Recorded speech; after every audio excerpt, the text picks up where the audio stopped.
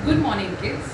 आज का हमारा चैप्टर है पराधीन सपने को सुख नारी। अब आप सोच रहे होंगे कि ये कौन सी भाषा है या इस शीर्षक का मतलब क्या है।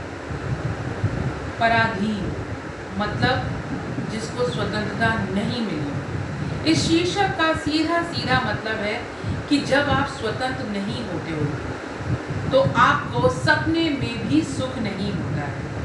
आज़ादी से बड़ा सुख कभी नहीं हुआ है और ना ही आगे होगा। ये कहानी हमारी एक नन्ही सी राधा के आसपास घूमती है। राधा अपने पिताजी के साथ दिवाली की खरीदारी करने के लिए बाजार जाती है। बाजार में दिवाली से संबंधित सारी चीज़ों को देखकर उसे बहुत खुशी होती है, पर अगर कोई चीज़ उसके मन को अति उत्साहित करती है तो वो है पिंजरे में बंद एक रंग बिरंगी चिड़िया। उसको पापा उसके समझाते हैं कि चिड़ियों का घर खुला आसमान होता है। वो अपने पापा से जिद करती रहती है और अंत में पापा बेटी की जिद के आगे हार कर उसे चिड़िया दिला देते हैं। चिड़िया पाकर अति खुश होकर अति प्रसन्नता से वो उसे घर लाती है। घर पर उसके लिए एक नन्ही सी कटोरी में पानी और कुछ गेहूं और दाल के दाने उसके खाने के लिए रखती है।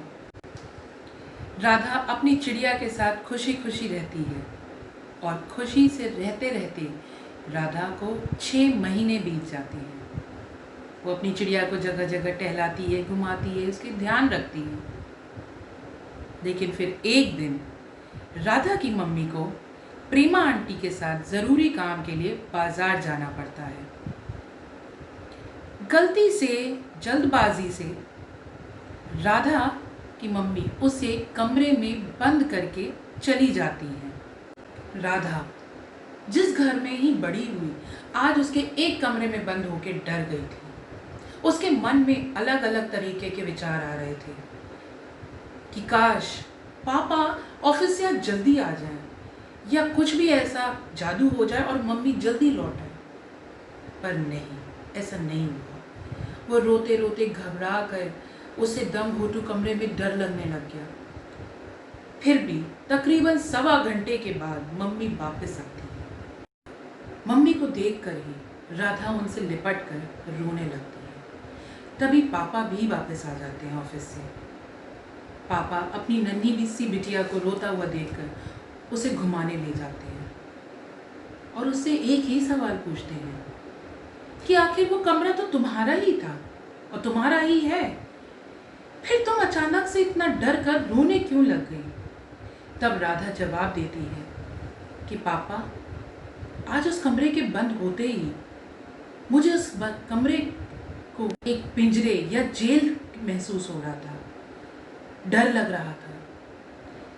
बाप बेटी बातें करते रहते हैं और जब घर वापस आते हैं तो राधा की नज़र अपनी उसी चिड़िया पर पड़ती है जो पिंजरे में बंद थी। राधा अपनी चिड़िया को आज़ाद करते हुए उससे माफ़ी मांगती है और अंत में राधा को ये समझ में आ गया था कि चाहे खूबसूरत चीज़ कितनी ही कोई न सुंदर हो, पर उसे कैद में रखना गलत है।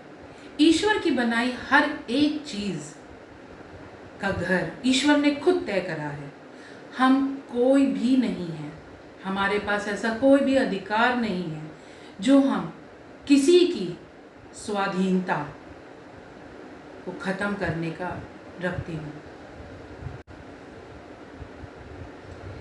धन्यवाद। आशा करती हूँ आप सबको स्वाधीनता और पराधीनता के कुछ ना कुछ सही मायने समझ में आए होंगे। Bye, take care.